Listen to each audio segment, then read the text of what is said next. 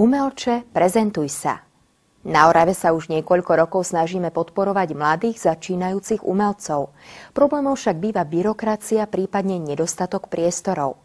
Vo Vavrečke sa uplynulý týždeň konal koncert, ktorý nielenže spĺňal kvalitatívne nároky, ale taktiež chce formálne zastrešiť tých, ktorí majú o umelecké prezentovanie sa záujem. Skupina mladých ľudí pod názvom KNF Projekt už v minulom roku iniciovala koncert, ktorý mal charitatívny charakter.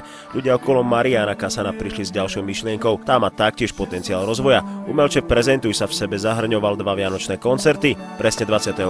decembra v Dolnom Kubine a o deň neskôr vo Vavrečke odprezentovala kapela The Weekend viaceré prebraté skladby známe zo slovenského hudobného éteru, ktoré majú dorastajúcu mladinu motivovať do pozície hudobníkov, tanečníkov a fotografov. My sme museli v prvom rade počkať, či nám ten projekt schvália. Schválili ho v polke oktobra a od začiatku novembra sme začali skúšať.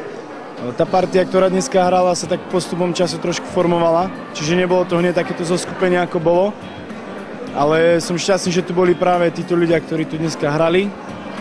A napríklad pieseň Baroko bola podľa predstav tých, ktorí tu dneska hrali. Takže to, čo ste počuli, boli nápady chalanov, Ferryho gitaristu, Tomáša Baláka a všetkých ostatných.